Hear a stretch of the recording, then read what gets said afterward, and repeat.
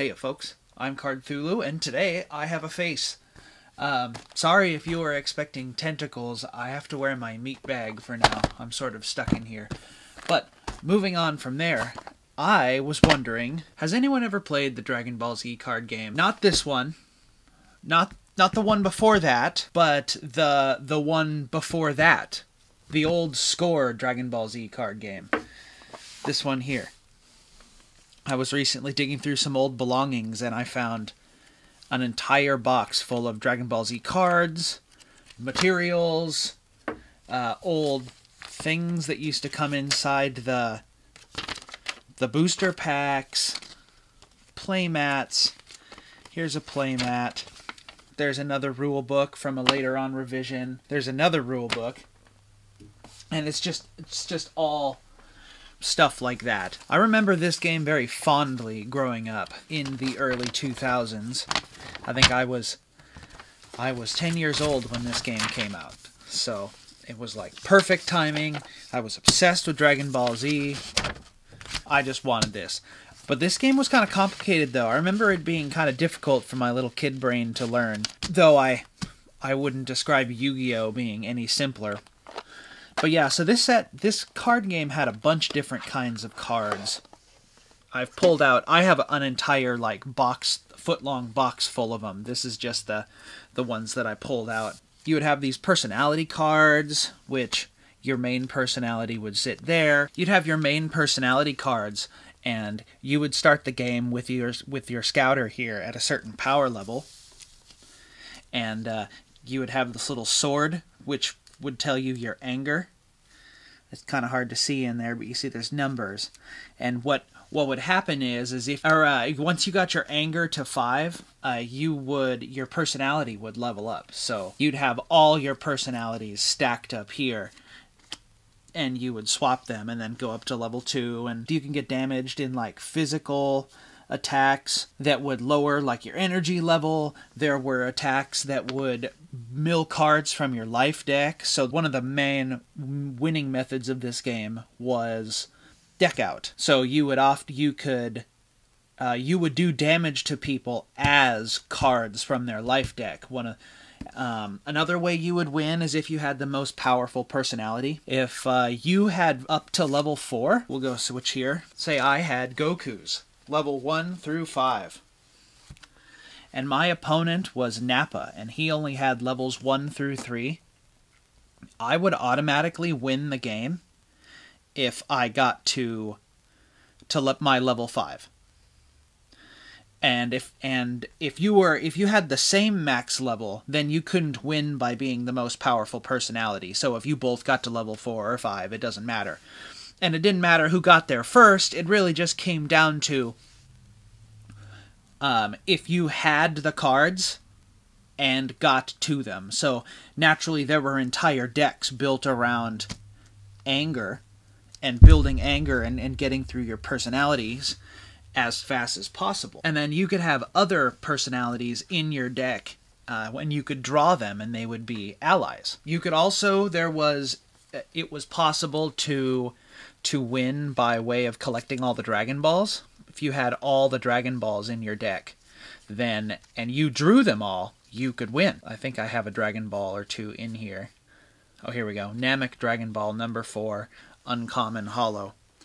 The way the Dragon Balls worked in this game is that the first couple were a lower rarity commons, and then like the mid ones would be mid rarity, and inevitably Dragon Balls number 6 and 7 would be rares and ultra rares. And then there were like other cards that did a lot of stuff. So like here's this orange power shifting drill. This is a common. See, it's got 1 star up in the corner. It's got the 1-star Dragon Ball. Oh, and this symbol down here, no matter what color it is, this symbol means first edition or limited. So like this Luck of Trunks, is an energy attack doing 6 life cards of damage, and then you would lower your opponent's anger 2 levels. It's a pretty powerful card. You see it's limit 1 per deck, and you have to remove it from the game. I got this card from a special type of structure deck that they released right at the end of the card card game, there was a couple like really powerful structure decks that came out. So yeah, there was a lot of different kinds of cards besides personalities. There was that's a Pokemon card. An old one. Wow, that's a first edition. Oh, okay. And then sometimes personality cards were these, what they call tech foils or technology foils, something like that. You see, it's an awfully thick card, and it's really shiny. Like the whole thing, it's got a full card art. And usually these would come in as either promos. You see this one's 2-star, so it's a promo. They would come as typically in other structure decks. So you see this Vegeta here has 4 stars. A card with a 4-star means that it's a main personality that came in a starter deck. So you see I have this Cell level 4, and I have the 1, 2, 3, or the Cell level 3. I have the 1, the 2, and a 5 still as well. Later on, near the end of the game, they released these here. This is a Majin Buu card. But it would open up, and there would be a better version of the card on the inside. Yeah, see, level 1, and then it would open up to be a level 2 gatefold card. This is the only one I have, because they didn't release very many of them. But you see, this one's 4-star as well. I got it from a deck. I could go on and on about the rules of this game. It got really complicated. Of course, there were allies, and you couldn't have evil allies in a good deck, and you couldn't have good allies in an evil deck, except that if your ally was a person who turned good in the show. So, like, Vegeta was a bad guy in the Saiyan Saga, and so bad guy Vegeta cards could be used as good guy cards as late as the Cell and Android sagas, because he turned good temporarily, and then eventually Majin Vegeta turned bad when he became Majin, and then Majin Vegeta ended up turning good. So Vegeta specifically ended up flip-flopping. You were able to use pretty much any Vegeta card as either being a villain card. See how this one's red? A villain card, or an ally, a good card. You see, and then there were some cards that were like genetic. See, this one says Saiyan heritage only. There were some that were Namekian only. Side note, this is from the very shortly lived Dragon Ball GT card game. Based on the same rules as this one, just more. Also, the cards don't look as good, in my opinion. You see there's black, and then so it's like Magic in that there's black decks, red decks, orange decks. You see here's a battleground or a location card. You see this is a promo. We'll talk more about promos in a second. 2-star. 5 is rare. 6 is ultra rare, and then there was a 7 as well. But I was never lucky enough to pull any 6s or 7s. I was like 10 years old and could hardly afford to buy cards. So what I have is pretty lucky already, truthfully. I got a few in here that are promos that are considered, I mean, for enthusiasts of the game, they pay money for them. So like these puppet cards, I think are like $10, $15 or something a piece. And I have a few cards in here that are worth a good amount of money. This Turles card here, Turles the Proud, is a 2-star. It's another promo. And then I got another one here. This one for sure. This card is worth $50 to $75. This one would probably get an 8 or a 9. It's in pretty decent shape. The scuffing you see is just on the case. I honestly think I'm going to get it graded just because it's fun. And it's in good shape. I'd like to stay that way. But this card goes, I see it sell on eBay for like $75, which is pretty cool.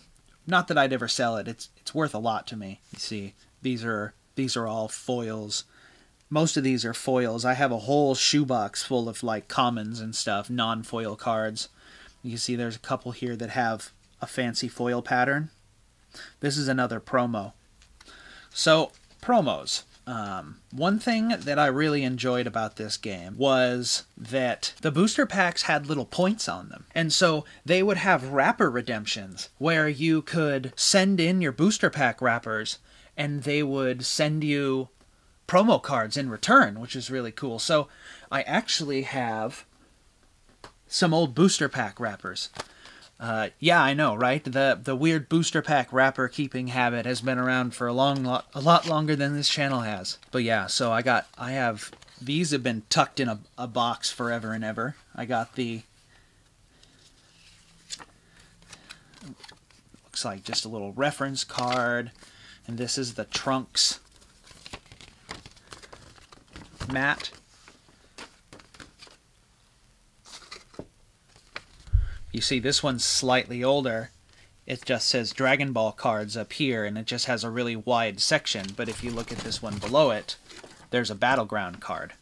And there's also, and then, so being able to go to a location was added to the game separately, or mastery cards. So if your deck was all one color or all one heritage, you could have a mastery, and it would make it more powerful. But yeah, so we have that. So booster pack wrappers.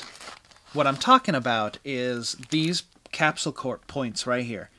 They would have wrapper redemptions. You'd send in a number of points, and then they would, so you'd put an envelope and all your points inside of a bigger envelope, and then they would mail your cards back in the envelope you gave them. And all you really needed was just cut these little squares out. So this was that powerful structure deck that was released closer to the end. So I got a bunch of wrappers in here. So at the front we got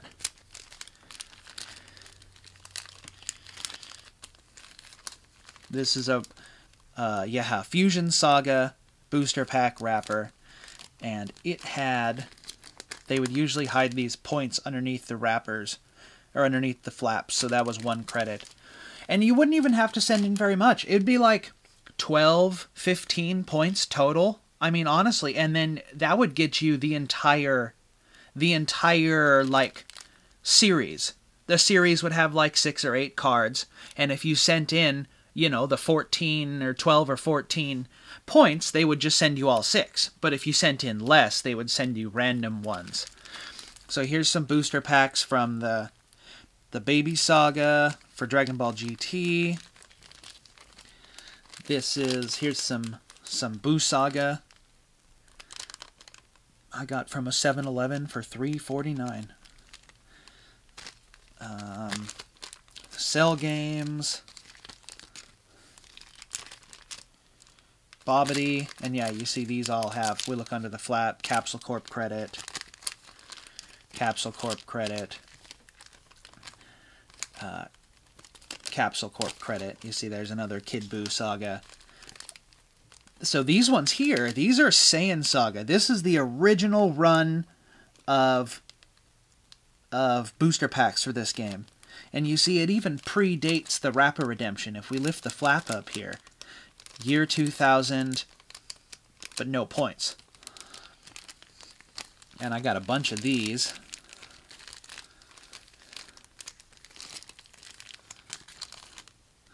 More Boo Saga. There's World Game Saga. Yeah, so it made sense to keep the wrappers when you were playing this game because you could get powerful cards. These were interesting. We have some, Yu-Gi-Oh! Had something similar called Light Packs or something like that.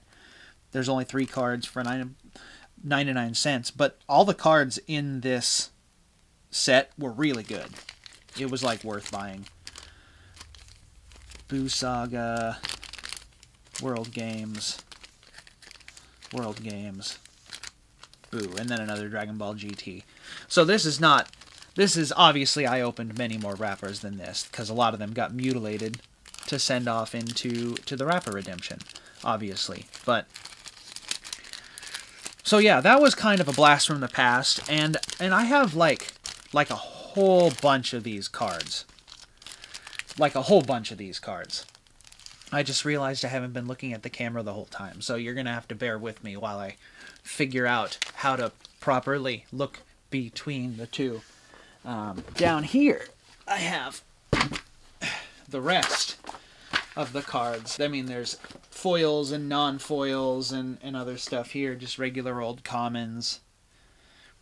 Gohan, Anger Drill, more Scouters and Anger Swords. I got a bunch of these like cards that they would get inserted in the booster packs, talking about rogue personalities. So Deborah was another one, along with Boo and Vegeta. Yeah, it was just really fun to have found all this in an old closet at my grandmother's house, which I discovered it just a few months ago. I was honestly, it blew my mind. I was so excited. I was like a little kid again. And yeah, I mean, there's ones in here that are like, these ones are wrapped in 20-year-old top loaders, because like, I think my decks are still built in here. Like you see, there's all these cards. This is an entire old deck. So yeah, I don't know. Do you want to know more about this game? I could do more videos. Or we could go through and we could like price these out or something. I don't know. Give me some feedback. Did you play this game? Also, how is the new Dragon Ball Z card game? I haven't touched it at all. I've never like opened it or like looked at the rules or anything. The Dragon Ball Super one here, the like what I have on my mat. Is it fun? Let me know in the comments if you like playing it or not. So I think that's all for now. I have more in the pipeline.